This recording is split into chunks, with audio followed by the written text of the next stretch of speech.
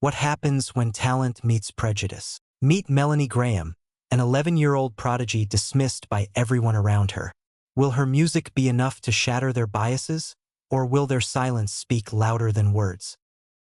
The Grand Music Conservatory classroom was a place where time seemed to stand still.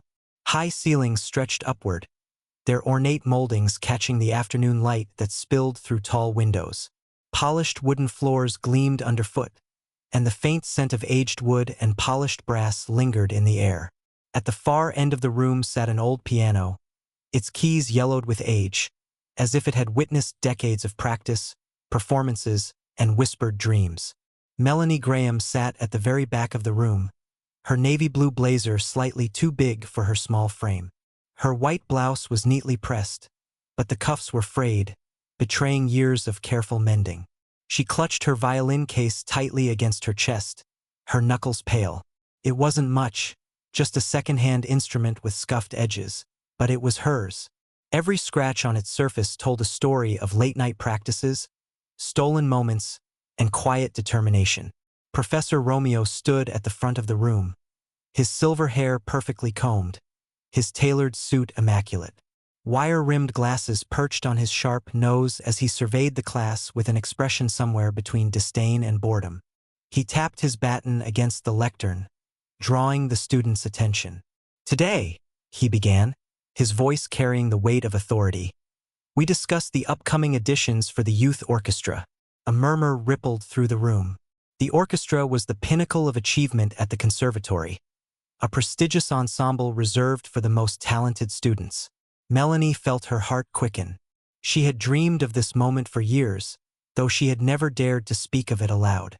"The audition process will be rigorous," Professor Romeo continued, pacing slowly. "Only the best will make the cut. This is not a space for amateurs or those who lack dedication." His gaze swept over the room, lingering briefly on Leonard, the golden boy of the class, before moving dismissively past Melanie. When the professor paused, Melanie hesitated for only a moment before raising her hand. The movement was tentative, almost shy, but it carried a quiet resolve. For a heartbeat, there was silence. Then, Professor Romeo's lips curled into a condescending smile. "Yes, Miss Graham?" he asked, his tone dripping with mockery. "Do you have something to contribute?" Melanie's throat tightened, but she forced herself to speak. "I'd like to audition," she said, her voice soft but steady. The room erupted into laughter. Some students snickered openly. Others exchanged smirks. Even Leonard, seated near the front, turned to glance at her with barely concealed amusement. Professor Romeo chuckled, shaking his head. "This isn't a playground, Miss Graham. Stick to your scales." The words hit Melanie like a slap. She lowered her hand, her face burning, but she refused to look away. Instead, she stared straight ahead, her jaw clenched. She could feel the weight of the other students' stares, their whispers carving invisible lines into her skin. But beneath the humiliation, something else stirred. Anger. Quiet, simmering anger. They didn't know her. They didn't know the hours she spent practicing in secret, the nights she played until her fingers bled. They didn't know about Harriet Laurent, the rebellious eldest daughter of the wealthy family her mother worked for, who had taken Melanie under her wing and taught her techniques far beyond what anyone here imagined. As the class moved on, Melanie's mind drifted to those memories. She remembered sneaking into the Laurent mansion after her mother finished cleaning, finding Harriet waiting for her in the music room. Harriet would toss her a knowing grin, saying, "Let's show them what we're made of, kid." Together, they'd play duets, their music filling the empty halls with life. Harriet had always believed in her. Now, sitting in this cold, judgmental room, Melanie felt the absence of that belief keenly. Harriet had left for college weeks ago without so much as a goodbye, leaving Melanie to navigate the complexities of Storm in D minor, a piece Harriet had composed specifically for her. Without Harriet's guidance, every note felt heavier, more elusive. After class, Melanie lingered behind, pretending to pack up her things while the other students filed out. She overheard Professor Romeo speaking with another teacher near the door. "She'll squeak out Twinkle Twinkle if she auditions," Romeo said, his voice low but laced with derision. "Mark my words." The other teacher laughed. "Poor thing doesn't stand a chance." Melanie froze, her hands gripping the edge of her desk. Her cheeks flushed hot again. But this time, it wasn't shame. It was defiance. They thought they knew her. They thought they could define her limits. She zipped up her violin case and slung it over her shoulder. As she walked out of the classroom, she caught sight of herself in the mirror-like reflection of the polished floor. Her dark eyes burned with a newfound intensity. They were wrong. She would audition. Not because they thought she should, but because she wanted to prove to herself that she could. The days that followed Professor Romeo's announcement felt heavier than usual. Melanie trudged through the conservatory hallways, her violin case slung over one shoulder, her thoughts tangled like knots. Each step seemed to echo louder in the vast, empty corridors, as if the building itself were mocking her. Harriet's absence loomed large, a void she couldn't fill no matter how hard she tried. Without Harriet's guidance, Storm in D minor felt less like music and more like a labyrinth of frustration. Melanie sat alone in the practice room after hours, the faint hum of fluorescent lights overhead casting a sterile glow on the sheet music spread across the stand. Her fingers hovered uncertainly over the strings of her violin, trembling slightly before they made contact. She drew the bow across the strings, but the sound was jagged, uneven, nothing like the fluid melody Harriet had once coaxed from her. Frustration bubbled up inside her, sharp and bitter. She closed her eyes for a moment, trying to summon the memory of Harriet's voice. "Breathe into it, Mel," Harriet would say, her tone firm yet encouraging. "Let the music come from here."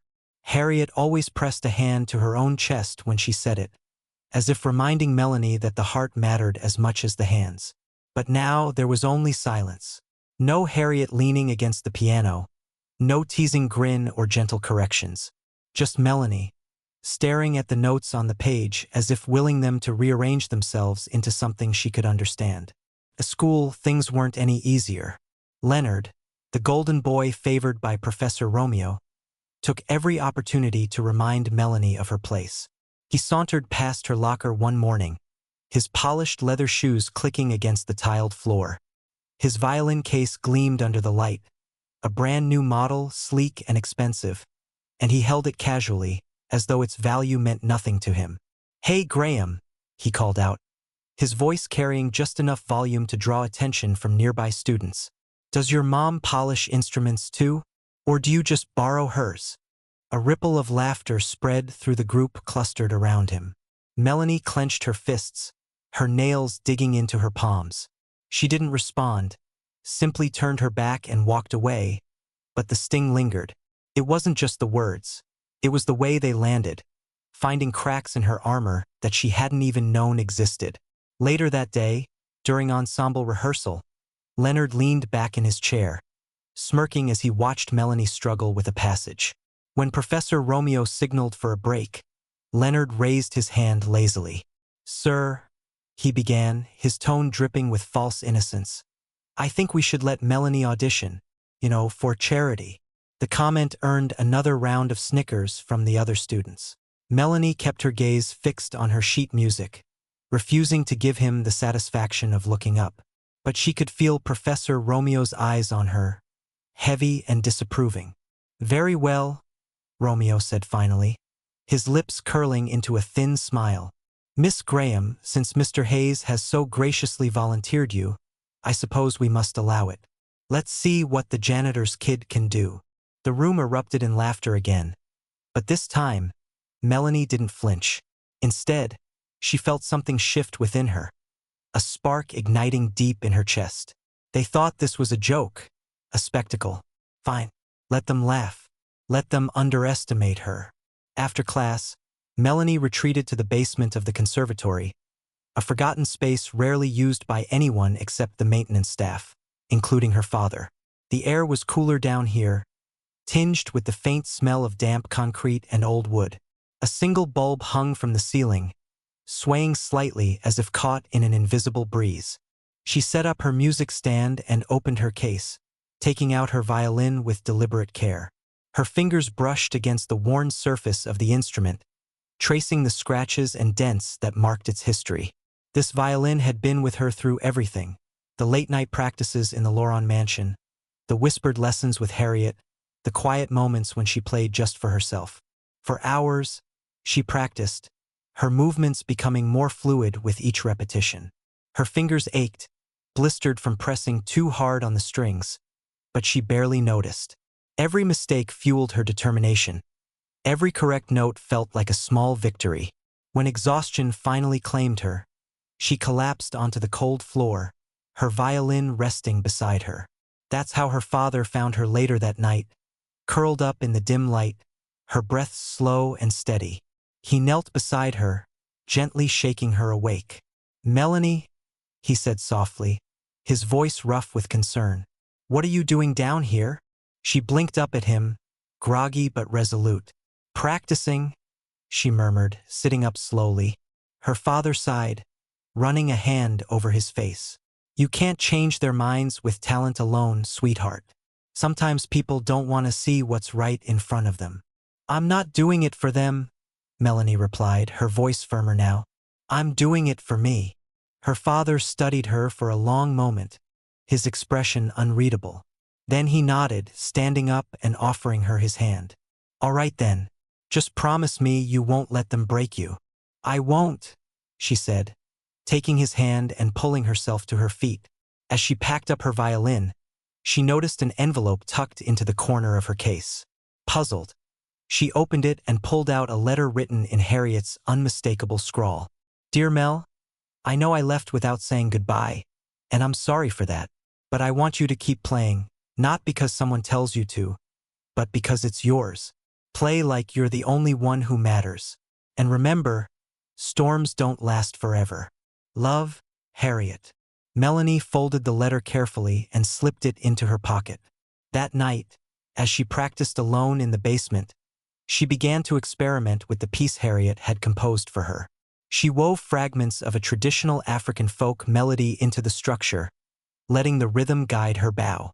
The result was something raw and powerful, a fusion of classical precision and emotional depth.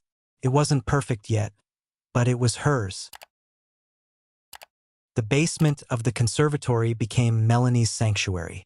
It was a place where time seemed to stretch and bend, where the world above, the laughter, the whispers, the judgment, faded into a distant hum. Each night after classes ended, she descended the creaking staircase, her violin case clutched tightly in one hand. The bulb overhead flickered occasionally, casting shadows that danced across the cracked concrete walls. But none of it mattered. Here, she was free to be herself, to pour everything she had into her music without fear of scrutiny. Melanie set up her music stand beneath the swaying light, the sheet music for Storm in D minor spread open before her. She adjusted the angle slightly, ensuring every note was visible. Her fingers hovered over the strings of her violin, trembling not from uncertainty but from anticipation. This was her battleground, her proving ground, and tonight she intended to fight harder than ever. She began slowly, deliberately, working through the piece measure by measure. Every note was a challenge, every phrase a puzzle waiting to be solved. When her bow stumbled or her intonation faltered, she didn't stop. Instead, she rewound mentally, dissecting the mistake until she understood its root cause. Then she tried again and again until the sound emerged clean and true. Hours passed unnoticed. Her fingers grew raw, blistered from pressing too hard against the steel strings. The calluses on her fingertips split, leaving faint smears of blood on the neck of the violin. Still, she played on. Pain was temporary. Mastery was eternal. As the night wore on, she found herself drawn back to Harriet's letter, tucked safely inside her pocket. "Play like you're the only one who matters." Those words echoed in her mind, guiding her movements as surely as the notes on the page. She closed her eyes and let the melody take shape, as something new, something uniquely hers. The African folk melody her grandfather had taught her years ago began to weave itself into the composition. At first, it was subtle, a single phrase here, a rhythmic motif there. But as Melanie experimented, The two styles merged seamlessly, creating a hybrid that felt both familiar and revolutionary. The classical foundation remained intact, but now it carried an undercurrent of defiance, of resilience. It was no longer just a piece of music, it was a declaration of identity. That night, as she lay in bed staring at the ceiling, Melanie made a decision. She would finish modifying Storm in D minor, infusing it with every ounce of passion and defiance she possessed. By the time the audition arrived, the piece would no longer belong solely to Harriet. It would belong to her. And when she played it, they would hear more than just notes. They would hear her story. The next morning, Melanie arrived at school earlier than usual, slipping into an empty practice room before classes began. She unpacked her violin and positioned herself in front of the mirror, studying her reflection critically. Her uniform was wrinkled, her hair pulled back into a messy bun, but her eyes burned with purpose. She started playing, letting the music flow through her like a river breaking free from its banks. The African melody surged forth, bold and unapologetic, intertwining with the classical motifs in a way that felt both chaotic and harmonious. It wasn't perfect yet. There were moments when the transitions faltered, when the rhythm wavered, but it didn't matter.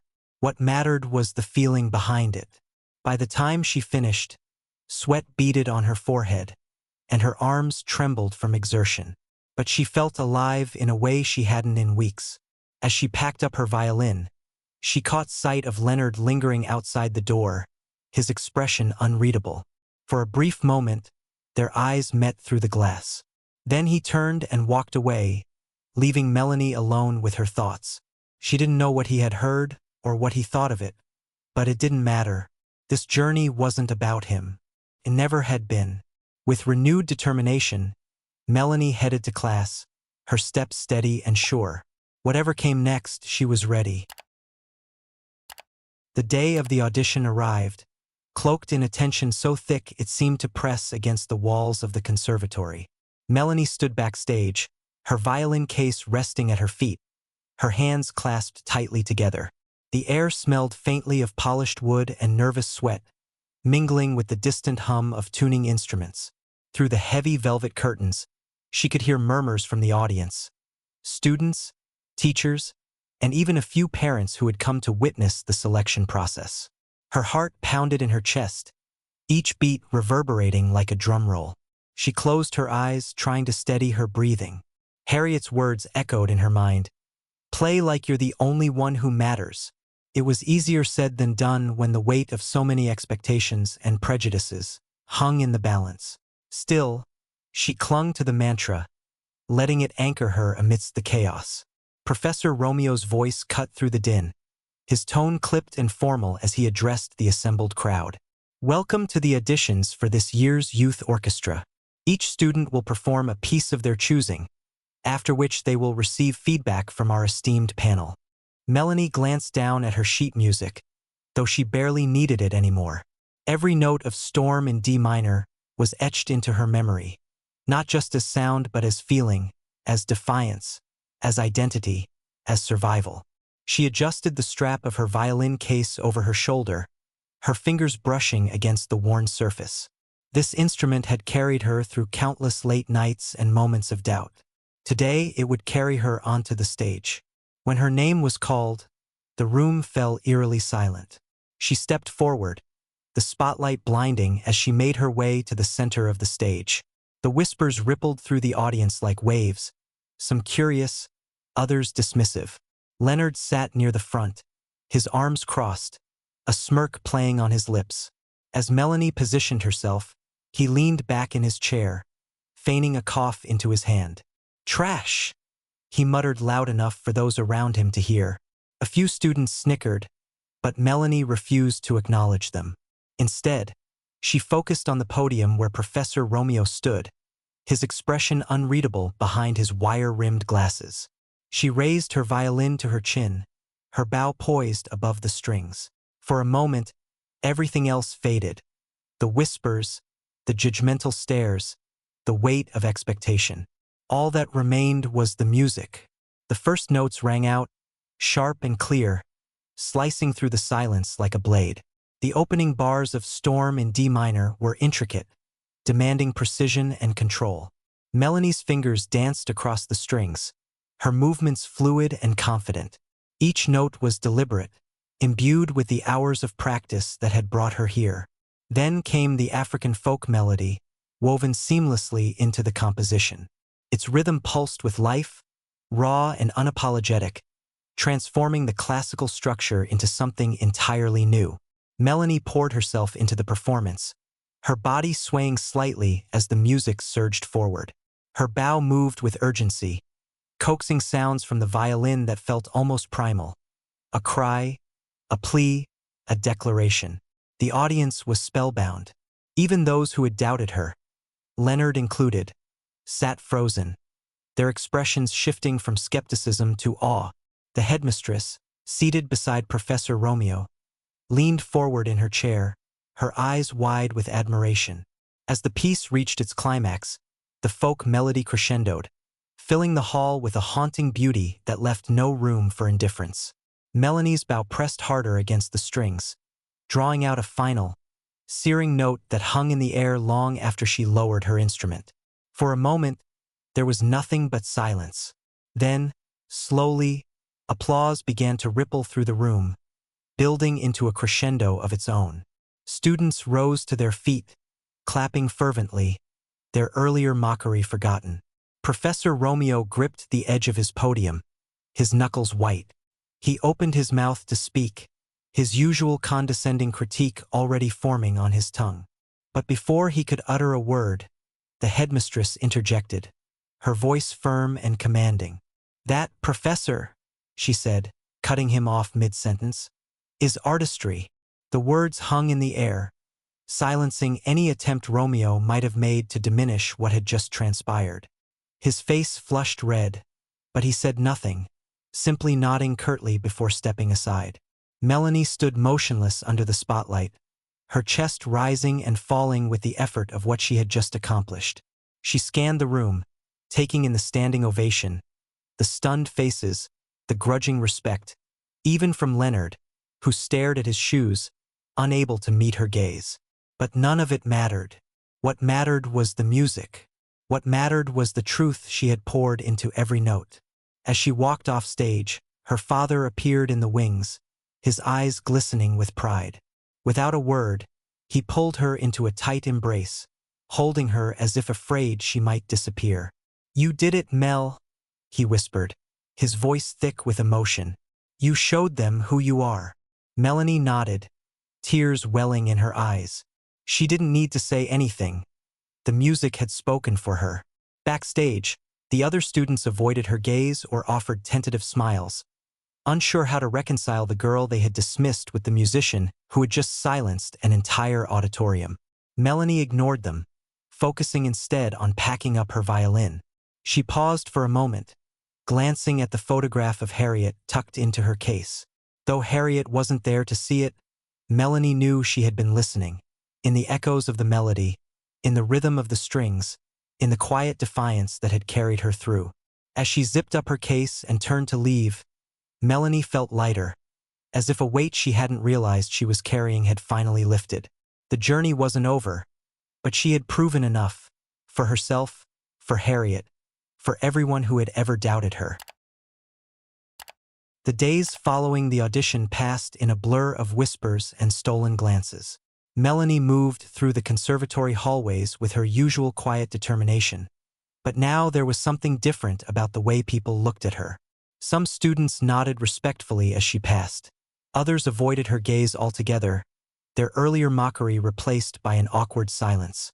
Even Professor Romeo seemed to shrink into himself during lessons, his critiques softer, less pointed when directed at her. Melanie earned first chair in the youth orchestra, a position no one could dispute after her performance, but she refused to gloat.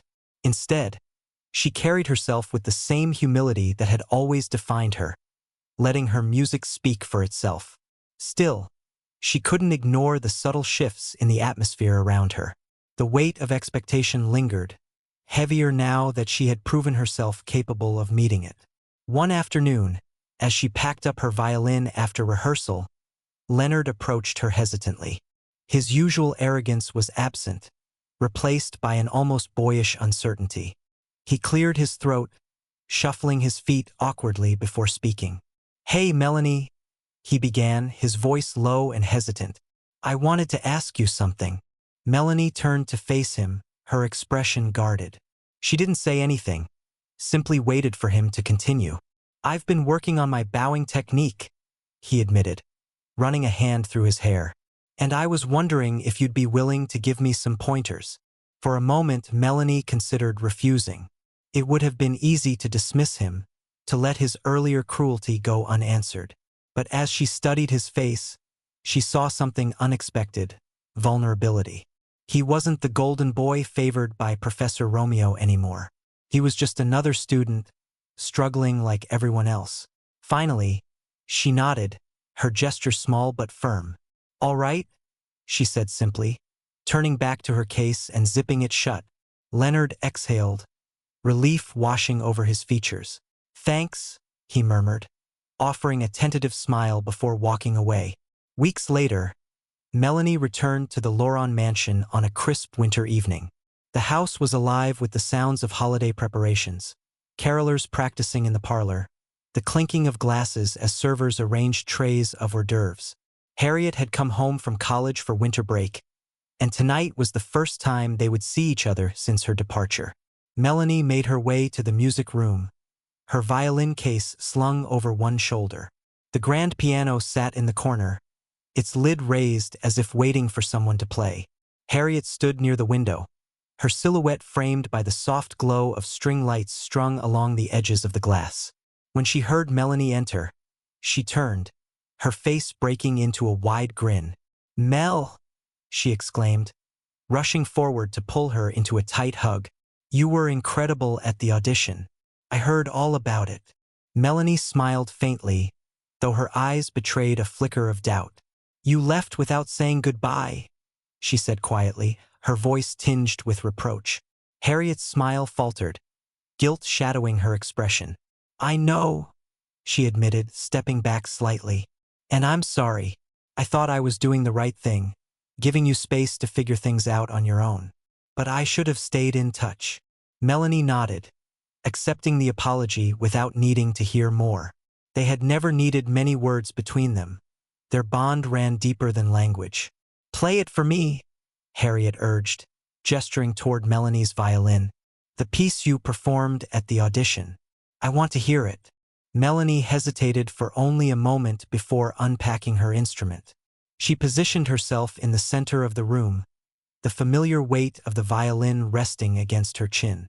As she drew the bow across the strings, the melody filled the space once again, haunting, powerful, defiant. Harriet listened intently, her eyes shining with pride. When the final note faded into silence, she crossed the room and placed a hand on Melanie's shoulder. "Now they see you," she said softly, her voice thick with emotion. Melanie lowered her violin, meeting Harriet's gaze. "Do you think so?" she asked, her tone uncertain. "I know so," Harriet replied firmly. "You didn't just prove yourself to them, Mel. You proved yourself to you. That's what matters." From the doorway, Melanie's mother watched silently, her eyes brimming with tears. She had spent years cleaning houses, enduring condescension and invisibility, all while dreaming of a better life for her daughter. Now, standing in this opulent room, watching Melanie play a piece that blended tradition and innovation, she felt a surge of pride so profound it nearly overwhelmed her. As the music echoed through the halls of the Loron mansion, it carried with it more than just sound. It carried resilience, identity, and triumph, a testament to the power of defiance and the courage to embrace one's true self. When Melanie finally set down her violin, she glanced at her mother, who offered a watery smile and a nod of approval. The journey wasn't perfect, nor was it finished. But as the echoes of her music lingered in the air, Melanie knew one thing for certain. She had found her voice, and no one could take that away from her. This story makes us reflect on the courage it takes to defy expectations and embrace our true selves. What would you do if the world told you no, but your heart said yes? Comment below. If you enjoyed this journey, don't forget to like, share, and subscribe to embrace the journey for more stories that challenge and inspire.